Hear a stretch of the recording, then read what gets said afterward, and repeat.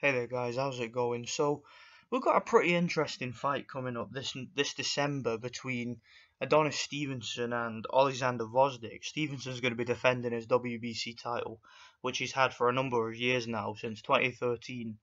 And Gvozdyk, I believe, is the interim champion, so he's naturally been made mandatory. This is a really good fight. It's going to be taking place in Canada. Now, there's a couple of things about this fight which makes it particularly intriguing to me. And one of those things is the timing of this fight. Now, let me make it perfectly clear that this is one of them fights that had this fight happened 2 or 3 years ago, I would have no doubt whatsoever what the outcome would be. If this fight were to have happened, like I said, 2 or 3 years ago, I would have no doubt whatsoever in picking Adonis Stevenson to win by knockout, and most likely within the first 5 rounds. And the reason I say that is because Oleksandr Gvozdyk, to me, as good a fighter as he is, as athletic as he is, as technically sound as he is, and as impressive as he has looked in just 13 or 14 pro fights, to me, he's shown a certain level of vulnerability which just does not add up in this fight. You know, it doesn't really match up well with a fighter like Stevenson. Let me try and clarify what I mean by that. So I was watching his last fight against Mehdi Amar. Now, I remember Mehdi Amar from a couple of years ago. You guys that have been following me might remember that I made a prediction video for Mehdi Amar's fight against Robert Stieglitz. Now, Robert Stieglitz was one of my favourite fighters back in the day. He's retired now.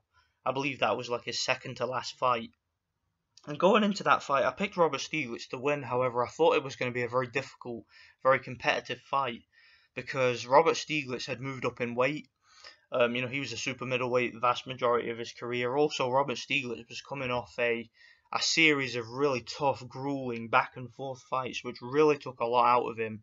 And also, Robert Stieglitz was suffering from hand injuries for most of his career, and I believe he had shoulder trouble too. But it was well documented that he had quite brittle hands.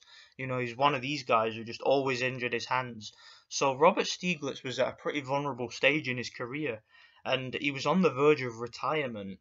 And I was very surprised by how easily Robert Stieglitz was able to win that fight. You know, he completely schooled Mehdi Amar, won pretty much every round in my opinion.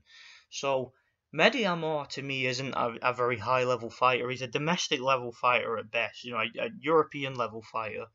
And I was quite shocked, to be honest, and quite surprised by how much problems he was able to give Gvozdyk, and just by how fragile Gvozdyk looked in that fight. You know, he got marked up, he got busted up with a jab, you know, he took way too many punches.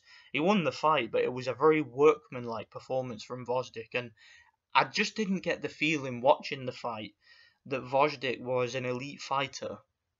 I mean, Robert Stieglitz, in my opinion, did a better job against Mehdi Amar, which was surprising because, you know, he was on his way out of boxing, whereas Gvozdyk to me is a guy who is supposed to be on his way up. And also, earlier in Gvozdyk's career, he was heavily knocked down by a guy called Tommy Karpinski, who I remember getting absolutely schooled and dominated by Nathan Cleverly, who I have never rated as a fighter. Like, Nathan Cleverly, in my opinion, was massively overhyped. And he completely dominated Tommy Karpinski, as did Adonis Stevenson. He took Tommy Karpinski out with no problem. So, Gvozdyk, to me, as good a fighter as he is and as good an amateur as he was, I don't think he's an elite fighter. I just don't think he's there yet. I think that he really needs to work on his durability and his defense. And I think that against a prime fit Adonis Stevenson, he would get taken out, to be honest, because Adonis Stevenson is one of the biggest punchers in the light heavyweight division, has a massive straight left hand that could take anybody out. You know, just ask Tony Bellew, just ask Chad Dawson. The guy can punch. Let's be real, the guy can punch. I mean, I remember him knocking Darnell Boone out cold on his feet. I mean, Darnell Boone was out on his feet after taking that left uppercut. I watched that fight live. So, yeah, Adonis Stevenson, man, he's a guy who can punch. You know, I remember him, he knocked out a guy called Noel Gonzalez Acoba back in the day, a guy who went the distance with Felix Sturm and who was quite durable.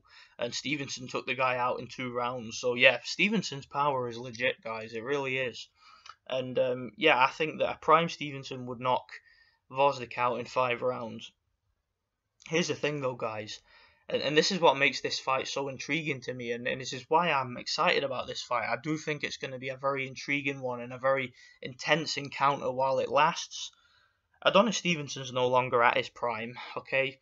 He's vulnerable at this stage. Adonis Stevenson is 40 years old, and in his age, he has shown a decline. If you look at his last fight against Gvozdyk, which was a very tough, very grueling fight that went the distance and ended in a draw, I thought Stevenson won the fight, but he didn't do enough ultimately, and it ended up being a draw.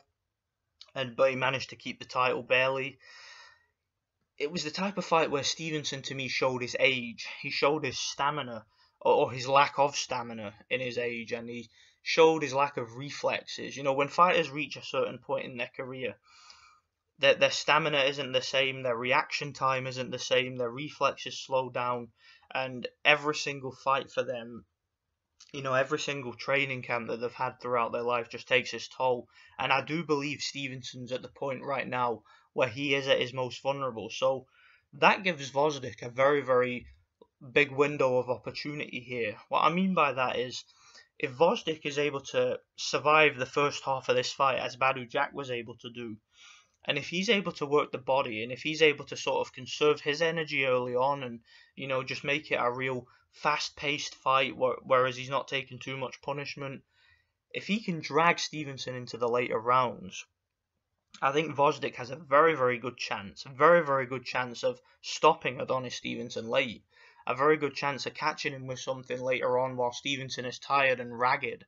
Because if you look at the Gvozdyk fight, Stevenson was, he was losing his defenses late in that fight, and he was very ragged. He was holding on, and if you remember a few years before then, when he first fought Andras Funfara, he was the same in that fight. He was quite ragged later on, and he had a few problems against Saki Obika too. So I really do think Stevenson can be troubled late in fights. I don't think he has the best stamina. He's not great at conserving his energy. He's kind of similar to David Haye in that sense. You remember when David Haye fought Jean-Marc Mormec, not Jean-Marc Mormec, Carl Thompson, and David Haye, just completely unloaded on the guy, was looking for the knockout from the opening bell, and he ended up tiring, and it was his fatigue that lost him the fight. I think that Stevenson is a similar type of fighter. He's similar to Haye stylistically in the sense that, he's just straight up looking for the knockout, got his hands down and looking to blast his opponents out of there with power shots from the outside, although he does it from a southpaw stance, which makes him more dangerous. And I do think that he has stamina issues, so that gives Gvozdyk a very good chance of taking him deep and maybe scoring a late knockout. However, though, that, in my opinion, adds another dynamic to the fight, which I think needs to be talked about. Now, it's all well and good to say that Gvozdyk can win the fight late, but here's what Gvozdyk cannot do, in my opinion. I can't see this happening. This fight's in Canada, and it's going to be on a Yvonne Michelle card. Al Heyman's going to be involved. He's I believe Adonis Stevenson's manager. Yvonne Michelle, they won the purse bid. They have the rights to everything. They're the ones running the show. And Stevenson is becoming a big name in Canada. He's got a big following there, and he's had some favourable scorecards in Canada. And to be honest, guys, I can't see Oleksandr Gvozdyk winning a decision. If this fight goes 12 rounds, I don't see Gvozdyk getting the nod no matter what happens. And it's not just about the fact that it's in Canada. That's not the only dynamic.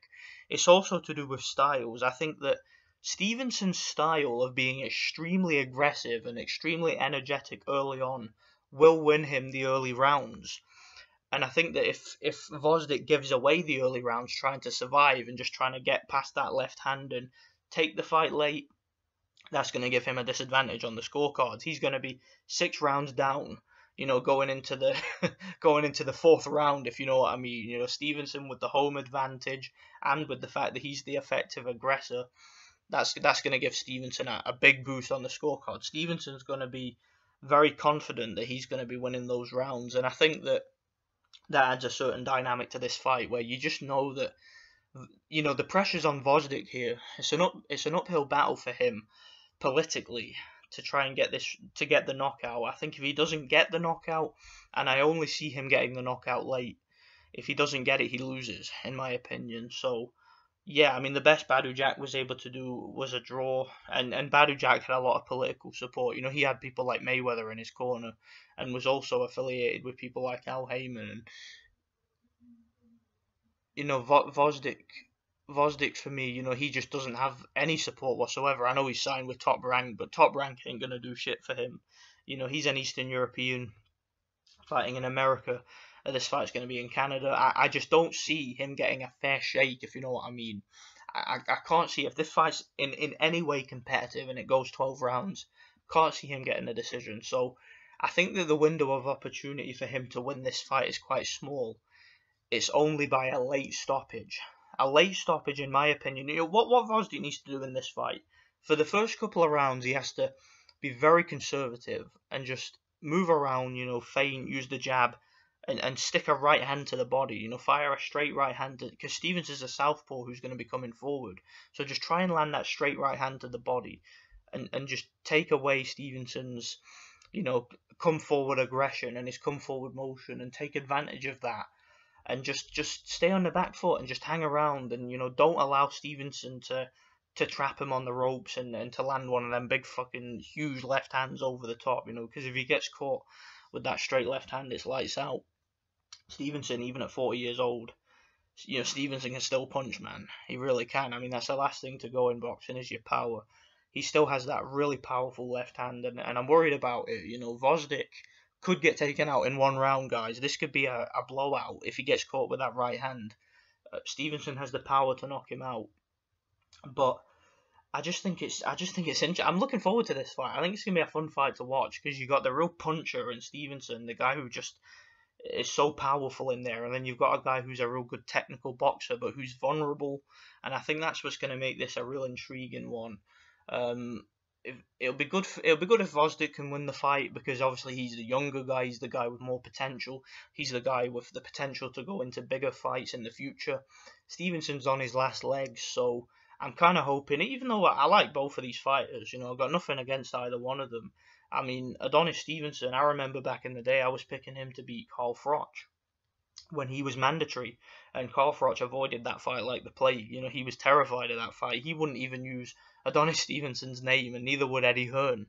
You know, he he did everything he could to get out of that fight. And Stevenson, I mean, guys avoided him like the plague. Like Saki Obika didn't want to fight him. He pulled out. He did end up fighting him later, but when they were first set to fight, Bika pulled out. I believe Andre Dirrell was supposed to fight him too. I remember that, and he pulled out after he watched Stevenson. So Stevenson's power is real, guys. It really is. I mean, that left hand is fucking deadly, and I think that that's going to give him a massive edge in this fight. I still see Stevenson.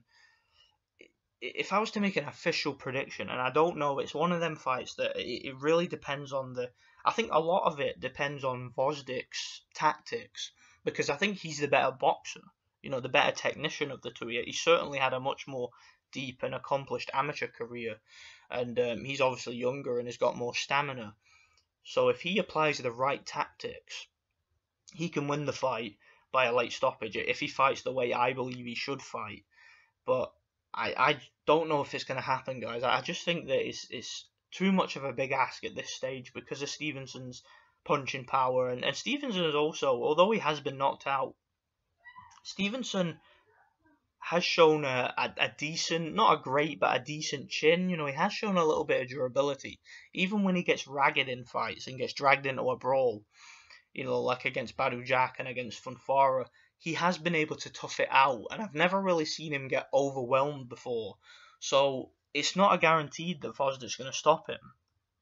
But I do think it can happen because if Stevenson is fatigued, obviously, you know, Gvozdyk will have a good chance of getting him out of there. But I just don't know. I don't really see it happening, guys. So the more I think about it, the more I think that this fight will probably end with Stevenson winning either by an early knockout or a debatable, I wouldn't really say controversial, but a debatable decision. I can see him getting the decision and people being like, oh, well, you know, he won the first few rounds and he was the aggressor, so yeah, we got no issue with the decision. You know, I see it being that kind of fight where, you know, some people think Gvozdyk won, some people think Stevenson won.